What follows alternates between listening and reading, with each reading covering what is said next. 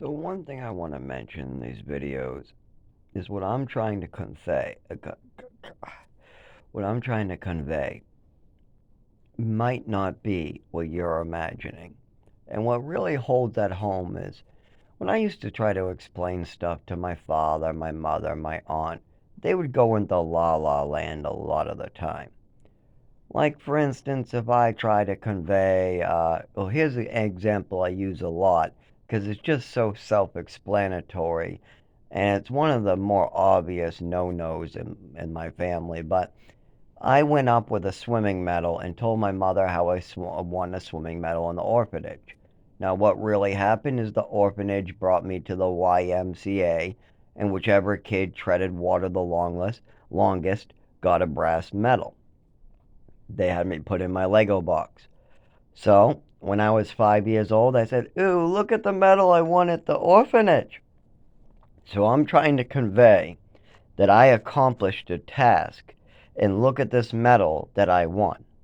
But if you're somebody like that might get things wrong and live in fantasy land or go nuts or come up with delusions in your head like my father or my mother, or how my father's kind of got other people into this now too, like his new wife, you might come up with fantasies. Like, for instance, well, they don't have a pool over at the orphanage, and look, his old last name is on it.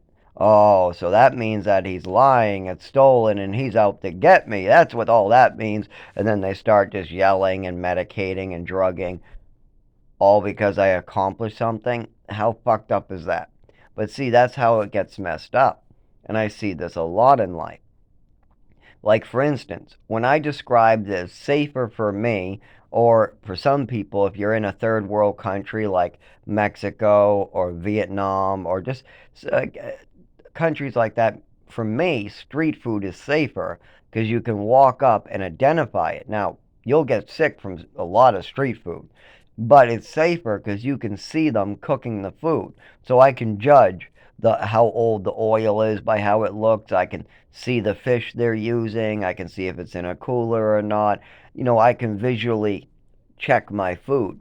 But if you're going to a third world restaurant where they're just doing the same thing but in a back room where you can't see, you sit at a table, they have a Mexican dressed up in a suit to make you feel comfortable, but then in the back room it's just old fish that was brought in by a guy on a string. Buy my fish, that just was walking around with it all day, and the restaurant buys it up, and who knows what's going on there because you can't see it. So for me, it's safer to be able to visually inspect my own food and know the ingredients of what they're putting in.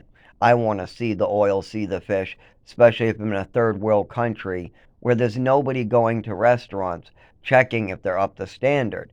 I mean, they could be pissing in the fucking soup as much as I know, but if it's outside, if the soup is in front of the customers and I see her put it up early in the morning and it's out there in front of her and she's putting the ingredients on for the day, and you can kind of see, and it's not like they're going to go and piss in public, so it makes you feel a little safer. But that's if you understand it in my way. Other people might be seeing me walk up to a crappy outside restaurant where they've had the same food out for 3 days straight and buying that. No, I'm not going to buy some dried out piece of pork that's been out for 3 days. You can smell it, visualize it, you can see it, you know. So if somebody has that fucked up brain where they try to turn everything into something else, then you're going to get the wrong idea.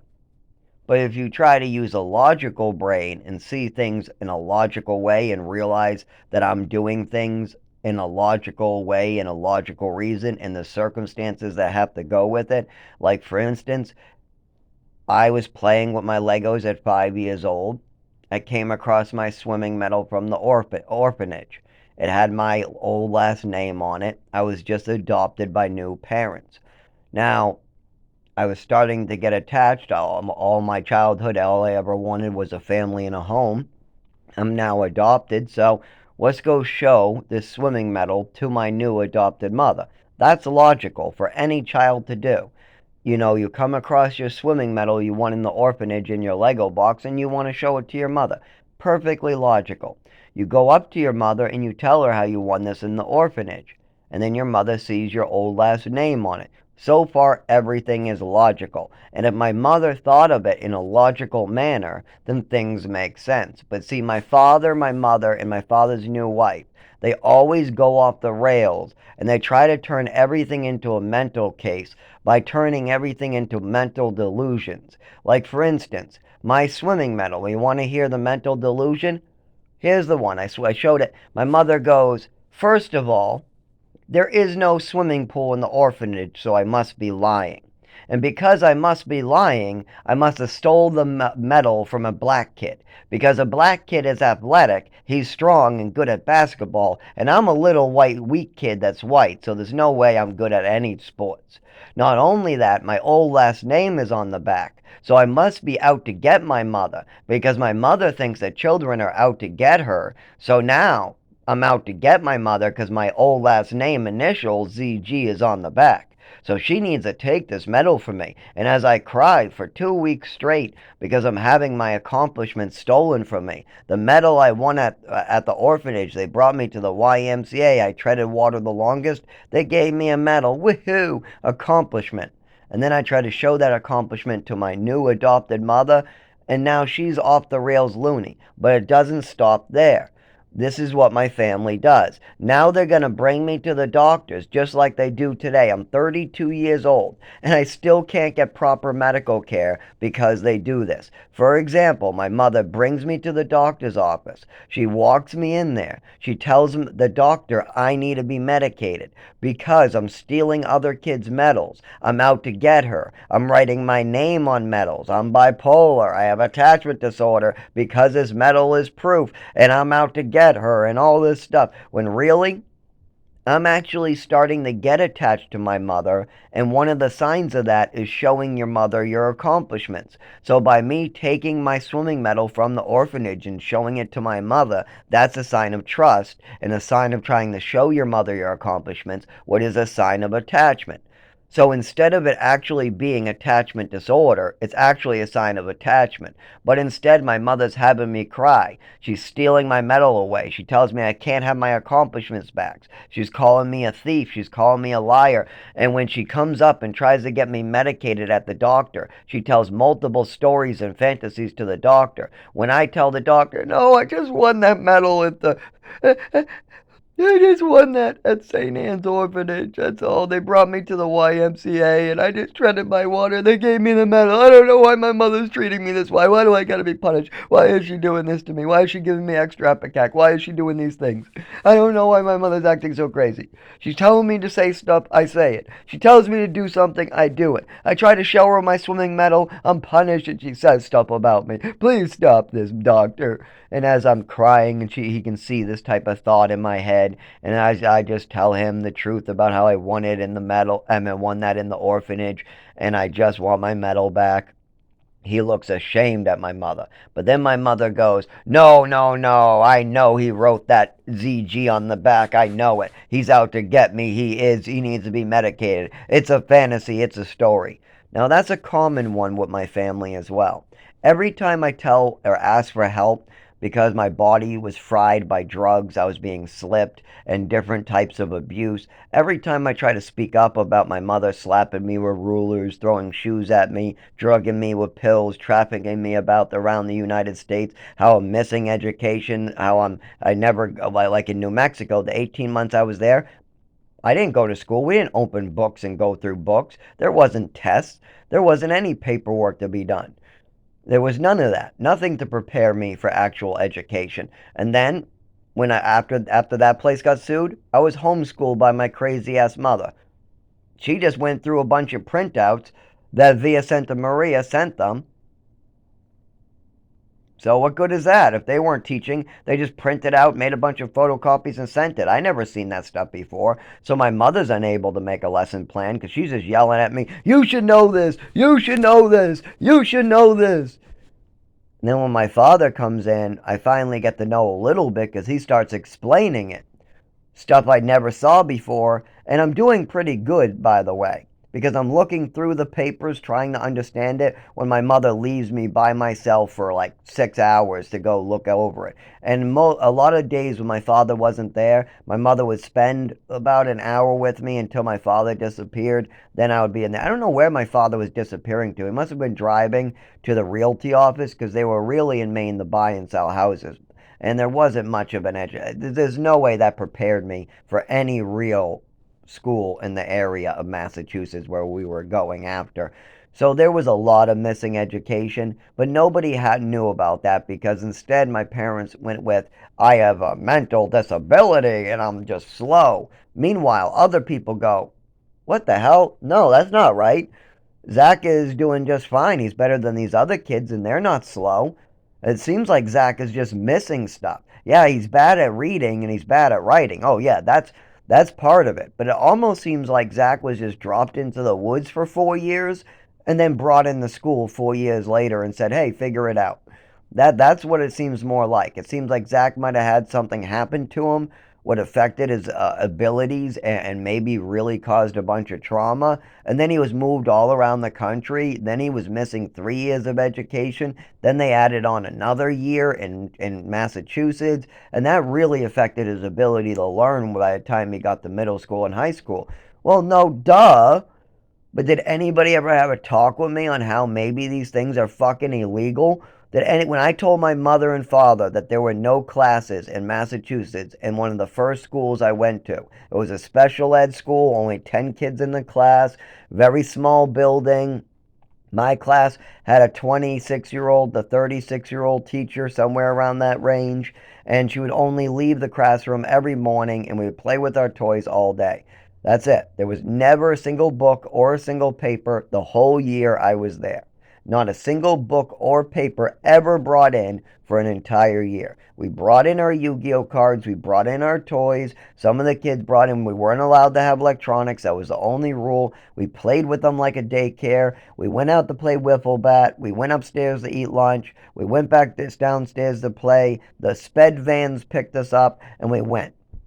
I used to play a Yu-Gi-Oh card the wrong way too, because the teacher or nobody would actually teach me how to play Yu-Gi-Oh. So for the first many years I played Yu-Gi-Oh, I played by my rules, and so did every other kid in the class. My nephew played by my rules. All other 9 kids in the class played by my rules. You know why I ruled the whole classroom for a year? Because I had the best cards and I was trading them and giving good trades. I was learning commerce. Well, other kids were learning how to do math or reading or writing. I didn't even know how to read my own Yu-Gi-Oh cards. Instead, I was learning commerce and how to push a narrative from my mother. My mother would push narratives, and I didn't realize that in my subconscious, that when I was working with these other kids, pushing a set of rules to play a game like Yu-Gi-Oh, like highest number wins, these cards have these rules, and this color has this rules, and you can't play this trap, but you can play this way. When I was setting up my own rules to set up my own version of Yu-Gi-Oh, which the whole 10 kids in my classroom was the whole school, seeing as we were just locked in that room unless we were playing wiffle ball. We weren't allowed to leave that room. That was our room for the day. The only other places we were allowed was upstairs where we eat and out where wiffle ball. Oh, and once in a week they had some type of like physical therapy class where we like make soap or we would make candles or we would sniff stuff or stuff like they had one that was aromatherapy. Once a week we would go up and do that too. And that would be in the dining room. But that's it. There was no class books, no lesson plans. I'm not exaggerating. The whole entire year was all fun and games. Not a single book got cracked. And when I told my mother and father about this, I have no idea what they said to the school. They said they would handle it. The next day at school, I was brought to the front of class. The teacher brought me and said I had to stand up at the front of class all day. She sat every kid into these seats, just their chairs, and said they had to sit in their chairs, no books, no class still, but they had to sit in their chairs for the day. And it was because Zach told his parents about what was going on in the classroom. And that's exactly what she told every kid. She goes, because Zach told his parents of what's going on here, each and every one of you have 2, sit in your seats for the day, and Zach has to stand up in front of the whiteboard. That was never used, by the way. It's not like we used the fucking whiteboard. Anyways, I sat up there. Well, stood up there, I guess. I stood there quietly. The teacher sat in her desk for an hour. Looked like she wanted to fall asleep. The kids had their heads down. Eventually, the teacher got up. She went to leave the classroom. As soon as she closed the door, one of the kids mooned her and got out of her seat. Another kid ended up getting out of his seat. Then all the kids got out of their seats. And then I sat into my seat so I could sit down. And then every kid went onto the floor to play with their toys. And after 2 more hours, I joined them. And then when I went home, I went to see what my parents' reactions were. If they would talk to me about some of what's going on. I already told them that there's no classes. Are they? Nope, nothing. They were fed bullshit and they didn't want to talk about it. They wanted to plan their next vacation instead. Whenever I told my parents something like this, they always made it worse for me. Every single time. Because they believed the car salesman. I will tell them that some adult is doing something that not supposed to, and then my parents will ask that adult, is this happening? And then, of course, the adult doing something they're not supposed to goes, no, no, no, I'm not doing that. I would never do something I'm not supposed to. And then my father goes, oh, okay, so my son's just a liar. Okay, I got it. And then they would just call me a liar, and then I would continue getting hurt, or I would get punished, or something bad would happen to me because I opened my mouth to my parents. I mean, I watched this happen in the program in New Mexico, but not with me. I had a little girlfriend. Her name was Christina Stiers. We were up in the mountains in New Mexico in a place called Villa Santa Maria. There was a night staff member who was like 300 pounds. One of his arms was bigger than the whole girl or me because I was skinny. This guy was all muscles, big. But they ran out of staff. Staff and the teacher both quit. So there was no teacher and they were running out of day staff. So they pulled the night staff, Toby, off night staff. But he had a history of being aggressive with children, hurting them, stuff like that. But this was a second chance for him. You could hear them say, this is your second chance, don't mess it up, stuff like that. Well, Toby messed it up, but nobody cared. He started choking out the little girls and the little kids who were 10 or younger. Any white kid that was 10 or younger, girl or boy, would have his own arms pulled around his neck until there was bruises or until it cut off their air supply and it hurt like a bitch. He also did this to one of the girls naked in the shower that was a year younger than me and Christina. Well, there was also another boy. This boy was also 8, 9 years old. I think he might have been a year younger than me, but only by like 6 months or something. But anyways, he had a short hair. What I remember is he had blonde short hair. And I remember he also tried to get me in trouble one time because he wrote my name the wrong way. He actually wrote my name wrong.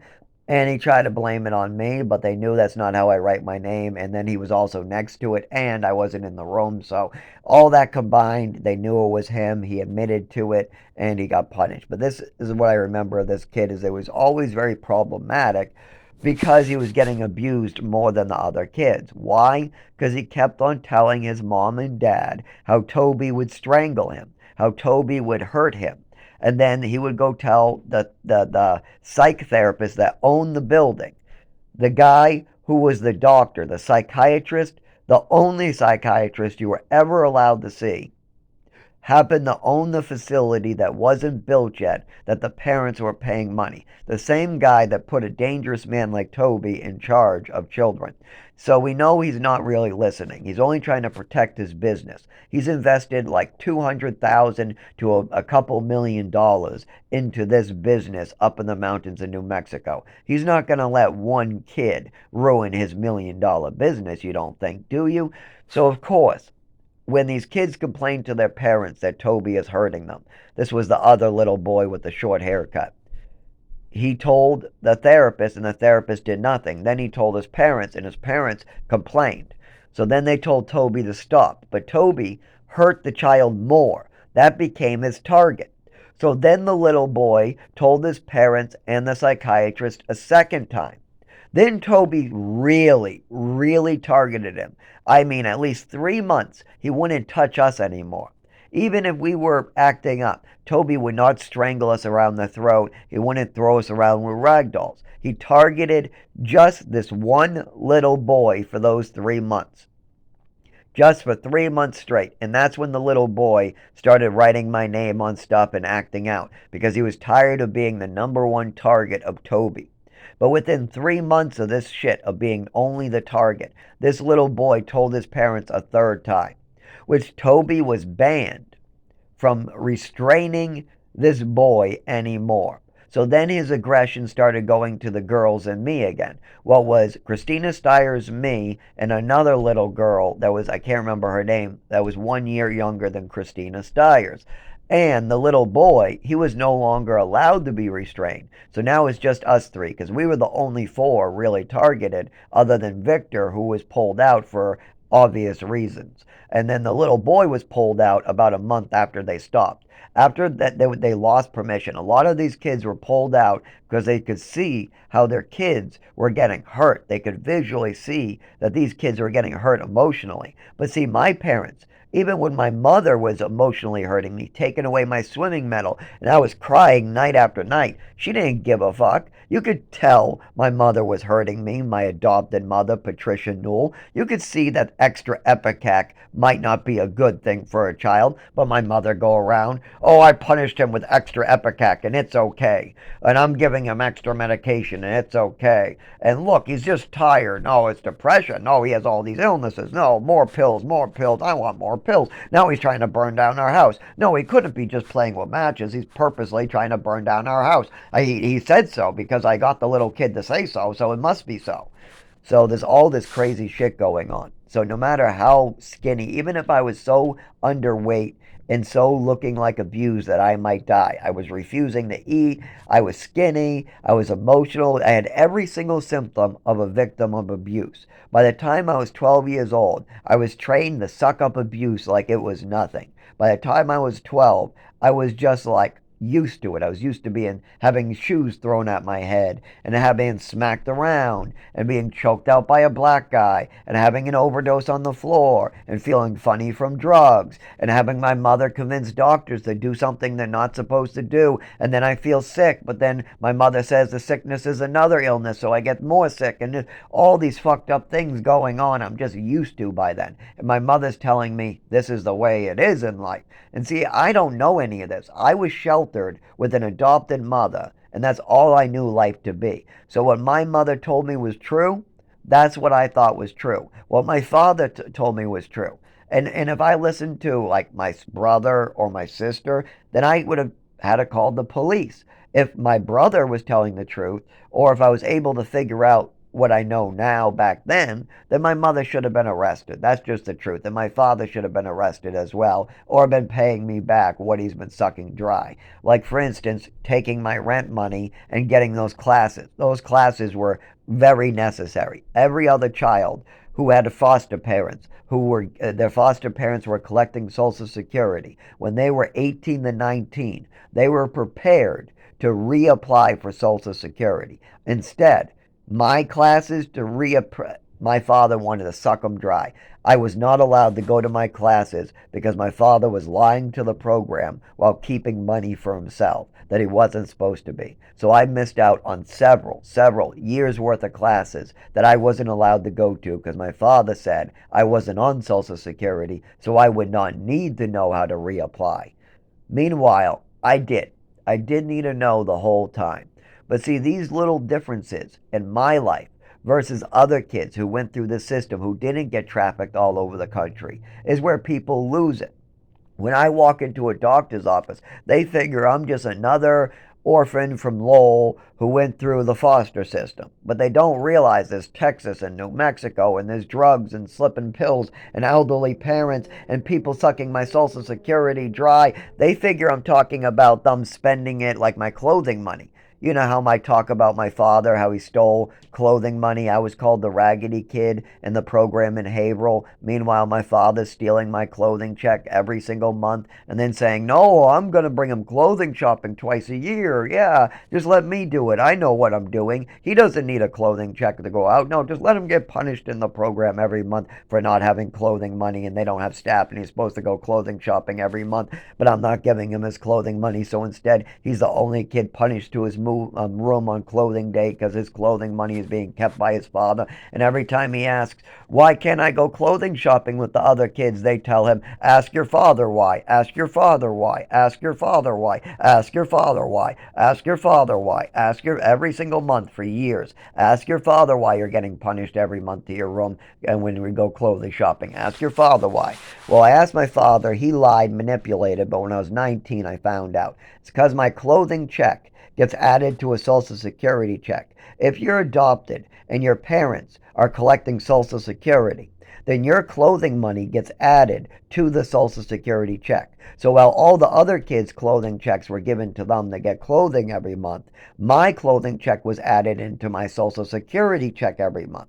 So my father's monthly clothing allowance would go to my father, and then he was supposed to release it back to me in this program, but he refused to. I was the only kid that had his money refused. I was refused to get clothing. I was either wearing extra, extra large clothes I traded for, or really, really small clothes that I outgrew that my father bought. Like all my shorts looked like booty shorts, above the knee, horrible looking, made fun of.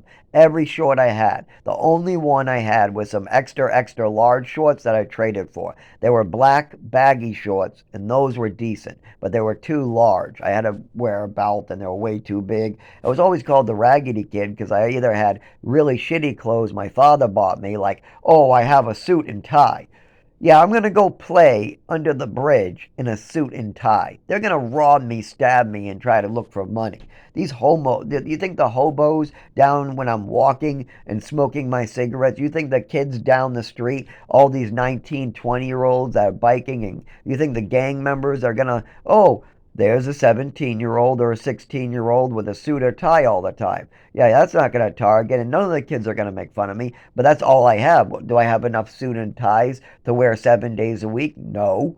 I don't have even close to enough clothing. So instead, I have to wear the short shorts and Costco booty shorts where people think that my ass is hanging out in their women's jeans, even though they're men's jeans. Things, but they're just cut weird because they're from Costco. These things I didn't need to go through. I had a clothing check.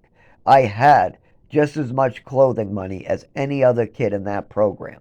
The only difference from the foster kid next door to me, who's getting $200 in clothing money every month, and me, who's getting $200 in clothing money in a Social Security check every month, is my check goes to a guy named Henry Newell, and the other kid's check goes to his foster parents who send it back to him, or the other kids don't have parents, so the check gets directly sent to the program, and then the program has a staff cash it for them and give them the clothing money to go get clothing. But see, I was never allowed to go clothing shopping, not one bit. My father said he would bring me, and then he would get all mad if I tried to spend too much more than $100. He would start giving looks and like, "Argh." And then and my mother would say, spend more, and I'd be afraid to spend more. It was a big pressure game. They should have just given me my clothing money. I'm 16 years old, and I still can't do my own clothing shopping with my own clothing money. Oh, but that's right. My father thinks that my check that was $980 a month that had my name on it was all his because he's a taxpayer. Because when you have foster children or adopted children and you apply for Social Security, depending on how much money you spent in taxes is part of how much they balance out. But they also balance out how much the kid would normally get for clothing. So $200 of that might be the clothing allowance that the other kids get. And then they add in different types of expenses. But even if you have no parents and you are by yourself living in a program and you get Social Security, like Jasmine, she gets 780, and it's based off nobody's numbers, it's based off of her own. So you got stuff like that going on. So yeah, I might not get 980 without my father's Social Security and his name on it, but I might get something more like 780, 680, something like that. What would be more than enough for clothing in a program and to give my father something like $400 a month thank you check to pay for his rent. Meanwhile, I live in Haverhill 24 days every single month, so he doesn't even need to have me around 24 days. I only have to pay rent for about 4 days a month. So, what is a day worth? What is a day in my father's house worth? 20 bucks? 40 bucks? 50 bucks? So how much days does $400 a month get me, you think? I mean, it's not a fucking five-star hotel. It's not like they're going to clean my room, stock me full of food. It's not like they're going to give me five-star services, so it's not going to be hotel prices. So let's just take a week's rent.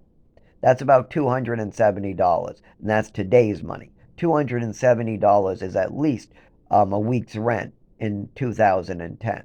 But instead, he thought that 980 plus only $200 in clothing a year, other unless you're adding in the money on Christmas gifts. If you add in all the receipts he has for Christmas clothing that he calls gifts for me, then you can add that a higher amount. But other than Christmas clothing or gift clothing that he gives me during birthdays or Christmas, what he writes off the Social Security, by the way, yeah, he wants credits for Christmas, and that's when most of my gifts were all clothing, and I loved it. I enjoyed it. But now I know it wasn't out of the kindness of his heart. It was a write-off.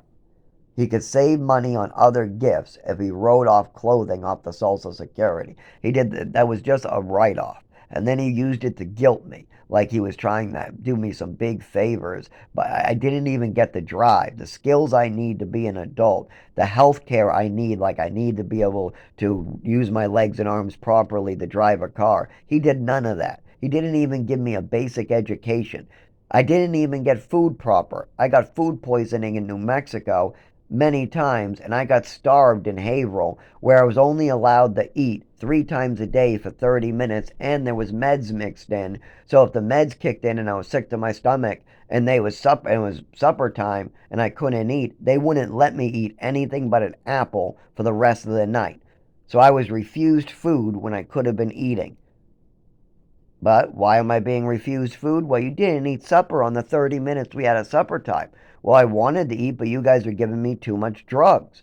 If you guys are going to mess with the chemistry of my body, the least you can do is at least give me bread. But nope, I was denied bread half the time. I was only allowed to have an apple if the meds fucked with my stomach. And I was losing weight to a dangerous level. They were worried about me dying from loss of weight, but yet I'm being denied food when I'm finally hungry enough and the meds wear off where I can finally eat, and they deny me food. This was happening on a regular basis from age 14 all the way to 18 until I got to the Lawrence program, what was decent. That program treated me like a human being, the one in Lawrence.